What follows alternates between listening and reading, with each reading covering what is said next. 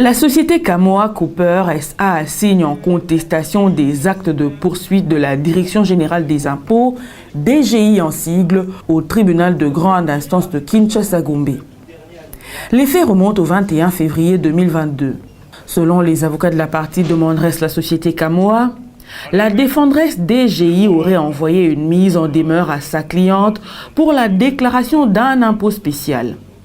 La demanderesse affirme avoir répondu en déclarant que les conditions légales pour déclarer cet impôt n'étaient pas respectées et par conséquent, elle n'était pas obligée de payer cette imposition. La DGI aurait établi un avis de taxation d'office contre la société Kamoa. La défendresse aurait établi des avis de mise en recouvrement. Elle aurait également envoyé des contraintes, des commandements ainsi que des avis à tierces détenteurs. La demanderesse avait contesté ces avis à tierces détenteurs dans une autre procédure. Le TGI avait déclaré nul et non avenu l'avis de taxation du 3 août 2022 et annulé les avis à tierces détenteurs. À l'audience du jour, les avocats de la partie demanderesse, la société Kamoa Copper, sollicitent l'annulation des avis à tierces détenteurs émis par la DGI au motif qu'ils sont entachés de plusieurs irrégularités, notamment le serment du receveur principal et ordonner la main levée des saisies pratiquées. Nous sommes devant vous alors que une décision, votre décision, en annulant les AMR qui vous ont été mieux identifiés, mais sur base de ces documents annulés par votre tribunal, la DGI a établi des ATD, des avis à tiers détenteurs, qui sont des actes de poursuite, qui nous amènent devant vous, sur base de l'article 72 alinéa 2, qui vous donne la compétence pour cette question. Alors, je vais aller directement pour solliciter l'annulation de ces ATD. Premièrement, pour irrégularité qui entache le commandement, bien qu'annulé. On va quand même revenir sur ça parce qu'ils se sont basés sur ça pour établir les ATD. Les irrégularités conformément à l'article 62 alinéa 2. En effet, le commandement, comme nous ne cessons de le dire et nous sommes obligés encore de le redire aujourd'hui, le commandement sur base de quoi on a établi ces ATD sont remplis de griefs, notamment le serment du receveur principal. C'est un receveur commissionné, on a l'habitude de le dire, par le ministre de la Justice, alors que la loi exige que ce soit le ministre des Finances. Par ces motifs, je touche à suppléer, même d'office par les tribunaux des séances, qui plaisent à votre tribunal et dire la présente action recevable et amplement fondée.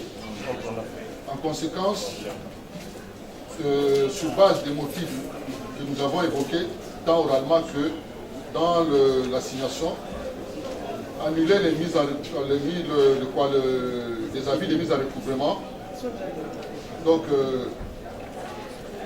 constater que les avis de mise à recouvrement, sur base desquels les ATD ont été émis, ont déjà été annulés. Par conséquent, annuler les ATD tels qu'émis actuellement, puisque ne reposant sur des actes annulés. Pour donner la main levée de cette décision pratiquée et mettre le fin d'instance à charge de la première assignée. Les avocats de la partie défendresse DGI affirment pour leur part que le tribunal de grande instance de la Gombe n'est pas la juridiction compétente pour l'annulation des avis à tiers sans recouvrement et d'ordonner la main levée. Ils soutiennent que l'annulation obtenue dans une autre procédure est un mal jugé car le dossier serait en appel. Les avocats de la défendresse DGI demandent au tribunal de rejeter cette action. La demanderesse connaît qui est le juge compétent. Mais elle fait semblant. La loi est claire. La demanderesse telle qu'elle est là, elle connaît que le juge compétent pour annuler les AMR. Et qui est le juge compétent pour ordonné la main levée.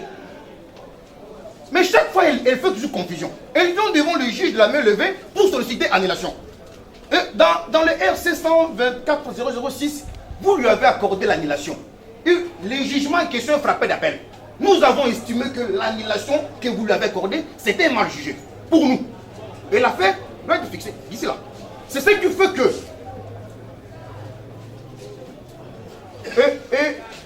les amers en question, frappés d'appel, n'ont pas une vie.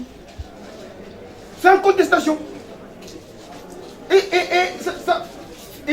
Ils ne sont pas annulés. Ils sont en cours de validité. Je vais produire dans ma note l'acte d'appel ainsi que l'assignation. Vous connaissez que le juge qui doit annuler les amers.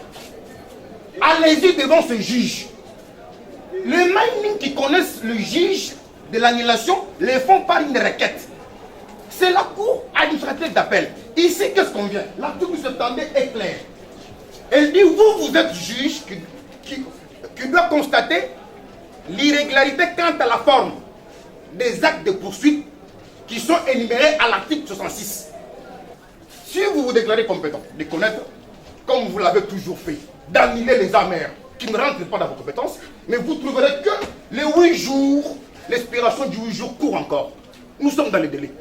Le 29, le 1er, les calculs sont simples. Les avocats de la République soulèvent le moyen de défaut de qualité dans le chef de la demanderesse au motif que le directeur général n'a pas pouvoir d'engager la société en justice. La République tend seulement à vous balancer un seul moyen, l'unique moyen qui va vous permettre de rejeter cette demande de la partie demanderesse. C'est le défaut de qualité, monsieur. Le défaut de qualité tant c'est que cette partie où le DG qui a diligenté cette procédure par devant vous, monsieur le Président, n'a pas qualité.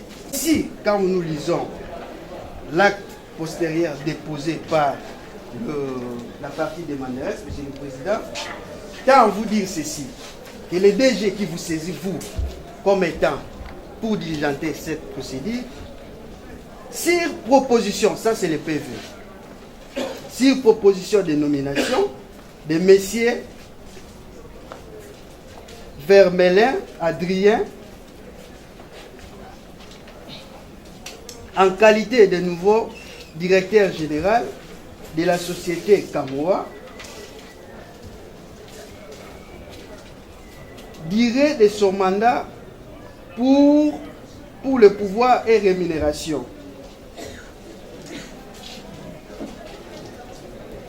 Commencera à courir, la durée de son mandat commencera à courir à compter du jour suivant la date d'expiration du mandat du directeur général, Messieurs Farin, Marc Séan, c'est-à-dire à compter du 29 juin 2022. Donc ici, le PV qui lui dit, sur proposition, n'a pas adopté qu'il sera directeur général pour pouvoir rester en justice pour les comptes de cette société. Le ministère public, dans son avis, demande au tribunal de faire droit à la requête de la partie demanderesse.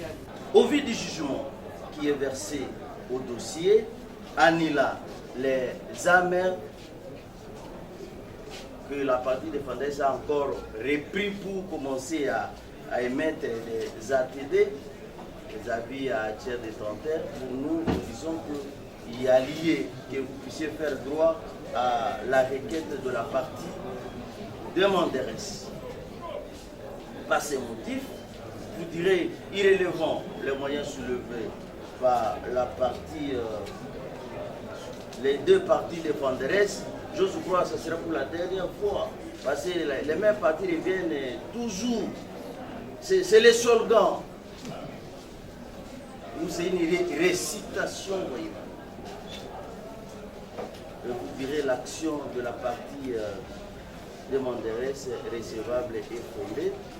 vous allez lui accorder le bénéfice de son espoir introductif d'instance, sauf en ce qui concerne les dommages et intérêts que vous allez calculer juste, fixer juste et équitable. Frais et dépenses des droits, telle est notre intervention. Après avoir entendu toutes les parties et l'avis du ministère public, le tribunal clôt le débat, prend la cause en délibéré pour rendre sa décision dans le délai de la loi.